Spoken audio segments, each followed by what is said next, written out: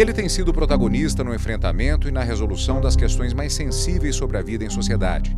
Como guardião da Constituição Federal, o Supremo Tribunal Federal é a última instância recursal da justiça brasileira.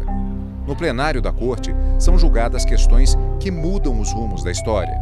Nada mais nocivo, nada mais perigoso do que a pretensão do Estado de regular a liberdade de expressão. A lei da ficha limpa, ela tem essa ambição de mudar uma cultura perniciosa, deletéria, para implantar no país o que se poderia chamar de qualidade de vida política, pela melhor seleção, pela melhor escolha dos candidatos. Por que os homossexuais não podem formar uma união homoafetiva equiparável a uma família? Nessas casas, desse percentual do povo brasileiro, nunca passou um juiz, nunca passou um padre. Mas aqui naquela casa, há amor, há unidade, há identidade. O Supremo Tribunal Federal passou a ganhar maior destaque com a Constituição de 1988, que ele tem por função fundamental assegurar. Como a Constituição é muito ampla e ela se envolve em muitos temas de natureza econômica, de natureza política, de natureza moral, tá? Toda vez que há uma alteração dessas questões, ela vai repercutir no Supremo Tribunal Federal. Ao longo dos últimos 15 anos em que as sessões plenárias foram transmitidas pela TV Justiça, o cidadão acompanhou julgamentos históricos sobre direitos e garantias fundamentais previstos na Constituição de 88. A presidente do STF, ministra Carmen Lúcia, que integra a Corte desde 2006, viveu parte dessa história. Participou de decisões sobre política, educação, saúde. Todo mundo sabe, cansa de saber, que a dor tem pressa, que o desengano impõe uma demanda urgente, leva até o desespero. Onde houver e enquanto houver uma mulher sofrendo violência nesse momento, em qualquer lugar desse planeta, eu me sinto violentada. Na ciranda de roda da minha infância, alguém ficava no centro gritando: cala a boca, já morreu, quem manda na minha boca sou eu. O tempo ensinou-me que era só uma musiquinha. Tentar calar o outro é uma constante. Mas na vida aprendi que quem por direito não é senhor do seu dizer, não se pode dizer senhor de qualquer direito. Essa é uma experiência quase única. São pouquíssimos os estados nos quais há essa experiência de amostragem do que se passa no caso de sessões do Supremo, no caso é ao vivo, em tempo real. Como se tem uma linguagem, uma forma de debate, como se passa em todos os tribunais. Porém, aqui, mostrado quando está acontecendo, isto pode levar, e tem levado não poucas vezes, a má interpretação de que não é um debate, que seria uma discussão ou discórdias, o que se traduz de forma muito ruim. Essa leitura não é uma leitura fácil de ser feita. Como tudo na vida, há sempre um lado bom e um lado ruim. Tem prevalecido o lado positivo, felizmente. Ao longo de 15 anos, foram transmitidas quase 2.000 sessões de julgamentos. Os ministros que já ocuparam uma das 11 cadeiras foram os protagonistas que ajudam a contar parte dessa história. Eu já estive nessa sala assistindo a debates como assessor de um dos ministros, como substituto do procurador-geral em algumas ocasiões, quando era subprocurador-geral da República, depois como ministro em 2 investiduras e finalmente como advogado nos últimos 10 anos, desde que voltei da Haia. Agora veja uma coisa curiosa, eu acho uma tarefa mais simples hoje em dia convencer o tribunal a partir dessa tribuna do que foi, nos velhos tempos, convencer os meus colegas de alguma coisa naqueles grandes processos em que eu fiquei vencido. O Supremo Tribunal Federal tem proferido decisões progressistas, interessantes, muito próprias dessa hermenêutica, dessa nova hermenêutica constitucional. O ordenamento jurídico brasileiro como um todo vinha mantido numa posição tradicional de reserva quanto à sua visibilidade. Tradicionalmente, nós tínhamos uma grande visibilidade do Executivo e do Legislativo.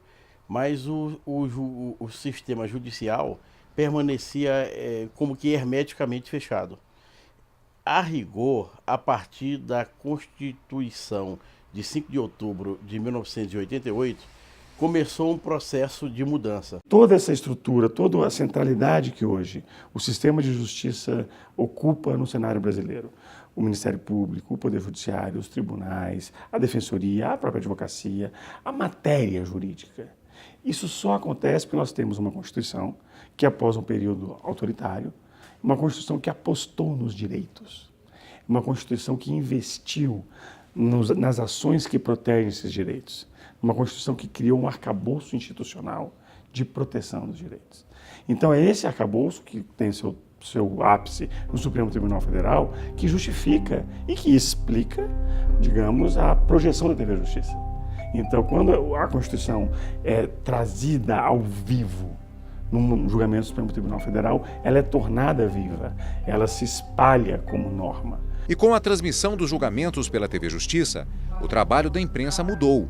A transmissão das sessões foi uma ferramenta importante dessa comunicação direta, mas também acabou servindo à própria imprensa, que tinha no Supremo um comitê de imprensa que fazia uma cobertura muito factual, né?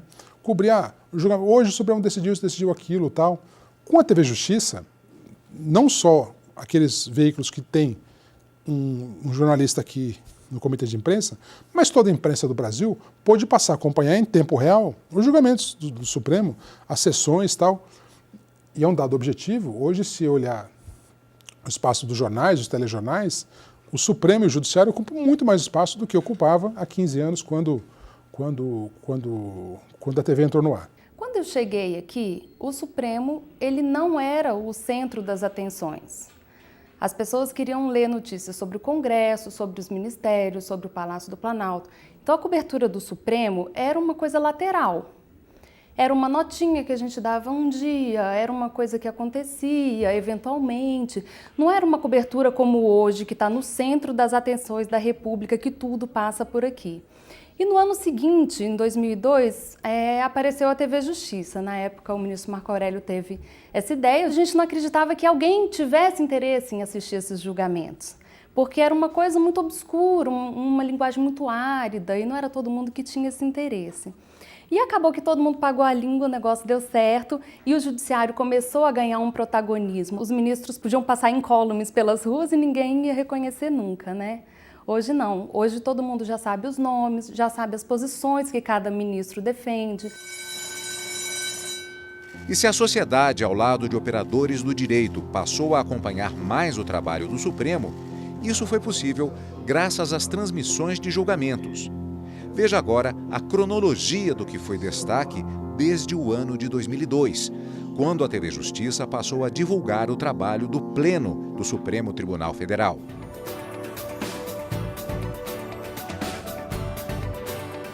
Nos primeiros meses de nascimento da TV Justiça, a partir de 11 de agosto de 2002, o canal do Judiciário Brasileiro ainda se adaptava às transmissões de julgamentos. Nas primeiras sessões, o conteúdo era gravado e exibido em seguida. Foi assim com a transmissão dos recursos que envolviam o pedido de extradição da cantora mexicana Glória Trevi. Glória Trevi era uma famosa cantora mexicana que se envolvera no México, não é? Em problemas criminais, e parece-me que estava condenada, ou se tratava de um pedido de extradição para ser processada com prisão preventiva, com prisão decretada. Ela teve um bebê, quer dizer, se engravidou na prisão, e Glória Trevi estava internada no hospital de base e ocupava todo um andar do hospital de base. Quando assumi a relatoria, falei, espera, com essa falta de leitos para quem precisa, para os necessitados, vamos acabar com isso. Chamei lá o chefe de polícia do Distrito Federal, o superintendente da Polícia Federal, a colocamos numa delegacia. A cantora Glória Trevi foi acusada no México pela prática de corrupção e rapto de menores. Ela estava foragida e havia sido presa no Brasil em janeiro de 2000, ano em que o STF determinou a extradição da artista. Ela foi entregue às autoridades mexicanas e acabou absolvida lá e voltou ao Brasil, então. Muito satisfeita, porque passaram aqui, segundo eu fui informado, passaram aqui dias felizes, não é? Que ela teve o seu bebê.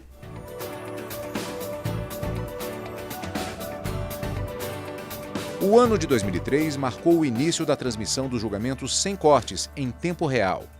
E junto com o pioneirismo do novo canal do Judiciário, veio também uma das decisões mais importantes da história do Supremo Tribunal Federal.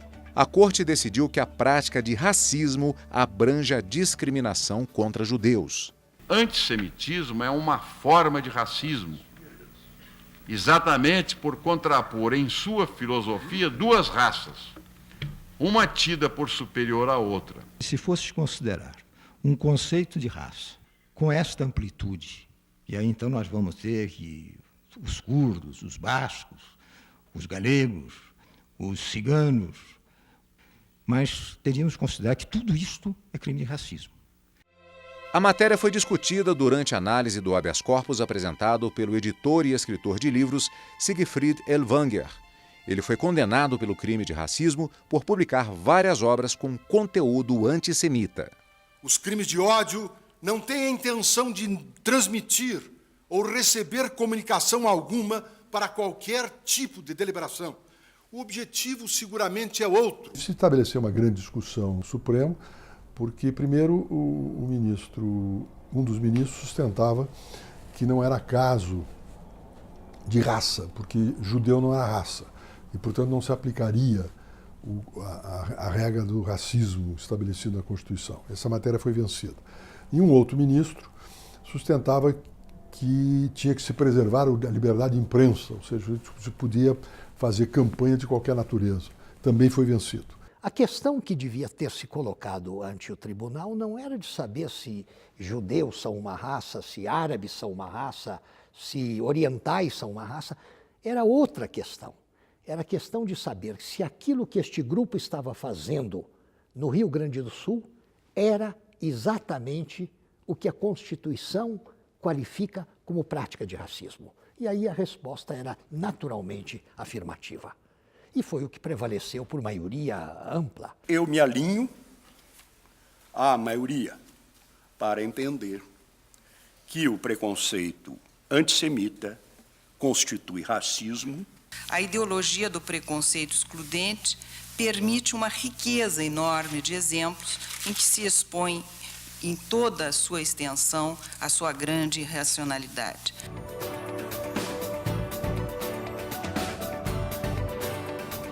Em 2004, pouco antes do ano terminar, veio a aprovação de um novo marco regulatório da Justiça brasileira, a Emenda Constitucional número 45.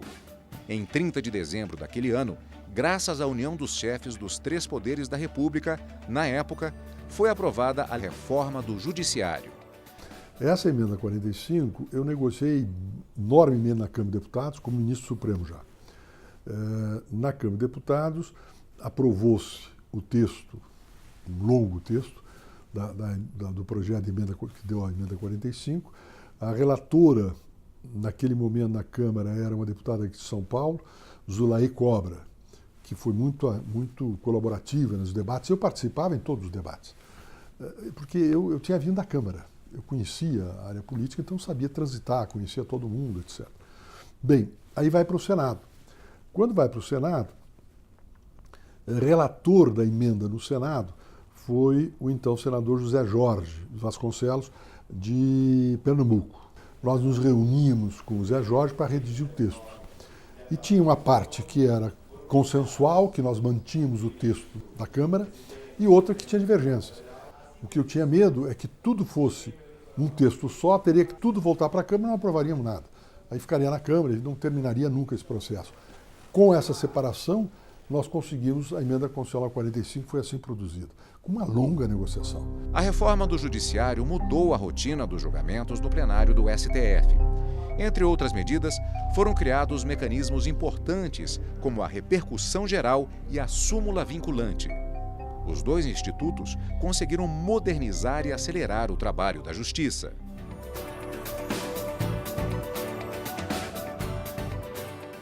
Em 2005, o plenário tomou uma decisão que mudou a realidade política dos municípios brasileiros.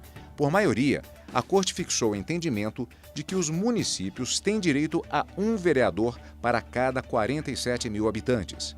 A decisão manteve a validade de uma resolução do TSE, Tribunal Superior Eleitoral. As câmaras de vereadores votavam as suas leis orgânicas, que foi criada pela Constituição de 84, e nesse caso aumentaram enormemente o número de vereadores. E aí surgiu uma grande discussão. De um lado, a mídia, interessada na redução, e de outro lado, as câmaras de vereadores, as suas associações, interessadas na manutenção. O município de Capão Bonito, estado de São Paulo, tem 46 mil habitantes, com 17 vereadores. Já o município de Santo André, com 620 mil, tem 21. É preciso dar uma orientação uniforme a todo o país a esse respeito. O número maior de vereadores viabiliza maiores espectros de campanha eleitoral, quer para deputados, quer para senadores, quer para candidatos a prefeito municipal. Acabou prevalecendo a tese da redução do número de vereadores, trazendo a um patamar compatível com o texto constitucional. Um julgamento que garantiu uma grande vitória para os consumidores brasileiros. Em 2006, por maioria, o plenário do STF decidiu que os bancos estão sujeitos às regras do Código de Defesa do Consumidor na relação com seus clientes. A ação foi proposta pela Confederação Nacional das Instituições Financeiras. Eles decidiram trazer a discussão ao Supremo Tribunal Federal por meio de uma ação direta de inconstitucionalidade, dizendo que, em síntese, que não se aplicava o Código de Defesa do Consumidor aos bancos, porque a Constituição Federal dizia, no artigo 192, que precisava de uma lei, que a estrutura do sistema financeiro era por meio de lei complementar. Leonardo Bessa, atual Procurador-Geral de Justiça do Distrito Federal, e Walter Moura, advogado especialista na matéria, atuaram neste julgamento como terceiros interessados, representando o Instituto Brasileiro de Política e Direito do Consumidor, o Brasilcom. Esse julgamento foi um julgamento muito interessante. Em termos de número de páginas do acórdão, o acórdão da DIN 2591 até o mensalão, era o acórdão mais longo do Supremo Tribunal Federal, só para que vocês tenham a noção de como o tema foi exaustivamente debatido. Nesse episódio, quando a gente saiu do julgamento dos embargos de declaração, era a época da crise na Argentina, em que havia um panelaço sobre as medidas econômicas que acabaram restringindo o dia a dia dos argentinos. Esse assunto da DIN dos bancos, ele era tão relevante quanto a crise econômica na Argentina. Saindo do plenário, olhei para o Leonardo e falei, poxa, Leonardo, esse era o caso da gente sair daqui e ter um panelaço, de ter, não sei aqui, 1000 brasileiros na porta, na Praça dos Três Poderes, comemorando isso. E não tem ninguém, a gente saiu e não tinha ninguém do julgamento. Talvez se o julgamento da DIN dos bancos tivesse ocorrido após o julgamento do mensalão, nós tivéssemos essa mobilização popular.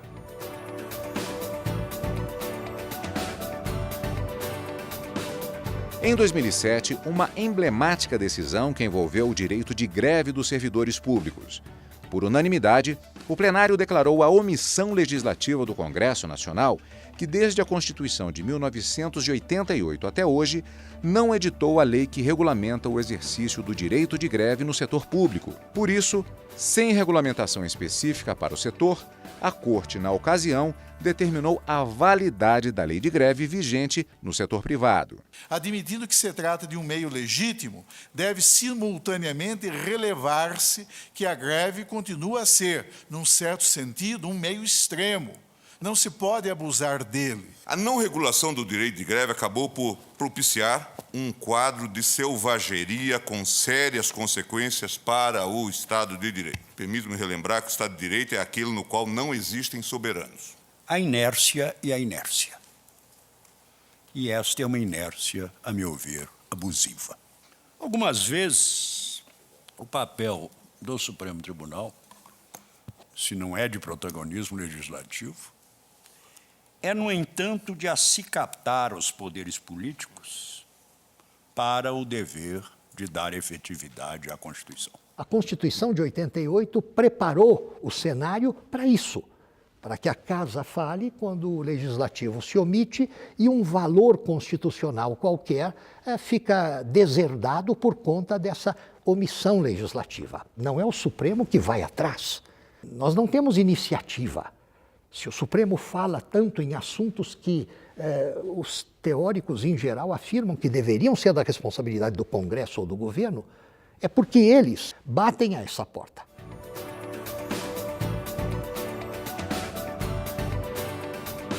O julgamento da esperança pela cura. Em 2008, o plenário do STF declarou a constitucionalidade da Lei de Biossegurança, que autoriza o uso de embriões humanos em pesquisas com células-tronco. Em quase 40 anos de carreira na área jurídica, nunca participei de um processo que se revestisse da magnitude que assume o presente julgamento. Uma decisão que mobilizou manifestações da Igreja, dos médicos, de pacientes que buscavam avanços no tratamento com as células-tronco embrionárias. Quando a Constituição, no artigo 5º, fala de direitos e garantias fundamentais, inclusive a vida, ela diz que assegura tais direitos aos brasileiros e estrangeiros residentes no país. O embrião jamais vai alcançar o status de brasileiro ou de estrangeiro. Será que devemos, nessa hora, liberar uma paixão sem prover uma razão? Respondo, sem o ceticismo iluminista de David Hume, que não. Estava se falando de um embrião congelado e que não, por algum tipo de problema, seja o passar do tempo ou algum tipo de defeito, ele não poderia ser mais implantado, ele seria descartado. Tá? E aí você permitir, então, a pesquisa com esse embrião congelado e a ser descartado, tá? Para que ele, eventualmente, essa pesquisa pudesse gerar avanços que permitissem que você aliviasse o sofrimento, a dor de pessoas que estão com doenças, especialmente doenças degenerativas, né? E o Supremo Tribunal Federal, então, novamente teve que enfrentar essas questões de natureza religiosa, de natureza moral, né? Em face também de uma demanda moral, também de uma demanda de solidariedade humana, de investimento em pesquisa que pudesse aliviar e a fazer a ciência avançar para que doenças pudessem eventualmente ser superadas, combatidas. Né? Um embrião que não possa mais ser salvo e que seja sacrificado para fins de pesquisa pode contribuir consideravelmente para a futura cura de doenças graves. Quem renuncia a esta possibilidade não serve à vida, mas a lesiona. A proibição tout court da pesquisa, no presente caso, significa fechar os olhos para o desenvolvimento científico e para os eventuais benefícios que dele podem advir, bem como significa dar uma resposta ética unilateral para uma problemática que envolve tantas questões éticas e tão diversas áreas do saber e da sociedade. Esse tipo de decisão é muito importante, embora agora, nesse momento de Lava Jato, está todo mundo muito preocupado com o combate à corrupção, com condenação de réus, mas eu acho que o Supremo tem uma vocação, além da vocação penal, que é essa vocação mesmo constitucional, que é resolver as questões que estão previstas na Constituição e que, de determinada maneira, vai impactar diretamente na vida do cidadão.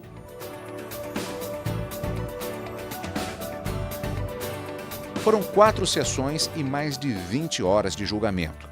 Por 10 votos a 1, no dia 19 de março de 2009, o plenário do Supremo Tribunal Federal confirmou a demarcação contínua da reserva indígena Raposa Serra do Sol, em Roraima. O que nós temos em mesa hoje é, no fundo, um conflito entre direitos humanos e direitos humanos. A lembrança mais grata que eu tenho de Raposa Serra do Sol é do fato de que alguns indígenas, vestidos à maneira ocidental, eram estudantes de direito de comunidades indígenas da região. Outros como indígenas mesmo, com tangas e penas e cocares. O julgamento envolvia a disputa entre grupos indígenas e agricultores da região, que pediam a demarcação da área em ilhas, o que possibilitaria a produção agrícola na Raposa Serra do Sol. Em 2008, na defesa pela demarcação contínua, a primeira índia advogada ocupou a tribuna para defender o seu povo. Nós, como as comunidades indígenas do Barro, Maturuca, Jacarezinho, Tamanduá, nós estamos esperando que nossos valores espirituais, nossos valores culturais sejam considerados na aplicação dos nossos artigos da Constituição Federal de 88. A Corte considerou válidos a portaria e o decreto presidencial que, em 2005, homologaram a demarcação contínua da reserva. Numa frase, os índios brasileiros são visceralmente avessos a qualquer ideia de guetos, nichos, cercas, muros, grades, viveiros, que são práticas apropriadas para uma demarcação parcimoniosamente insular ou do tipo queijo suíço. Haverá de se abrir espaços para os índios e não obrigá-los às opções feitas por nós outros, como se fossem os únicos a saber o que vale e o que não vale em toda a dimensão humana e para todas as pessoas da humanidade. Se a Constituição existe, ela é para ser cumprida, e isso é que nós, indígenas, estamos aqui para ver acontecer. Temas de alta sensibilidade, científica, moral, ética, bateram a porta do Supremo. E a Corte pôde se pronunciar a seu respeito, seguidamente, o que lhe conferiu uma extraordinária visibilidade. Os temas não eram necessariamente da agenda de massa, todas as vezes, mas os temas eram temas sensíveis às correntes formadoras de opinião da sociedade brasileira. E envolviam, às vezes, posicionamentos de outras grandes instituições, da igreja, imaginemos, ao exército, né? Então há uma mobilização institucional e social em torno de grandes julgamentos. Quando se chega, por exemplo, à ação penal 470, isso é um corte e uma diferenciação na história do poder judiciário, né, na sociedade brasileira. O julgamento da ação penal 470 sobre o caso da compra de votos de parlamentares em troca de apoio político, o chamado mensalão, será tema do próximo episódio da série de documentários sobre os 15 anos da TV Justiça. Na próxima semana, você vai ver os principais julgamentos entre 2010 e 2017.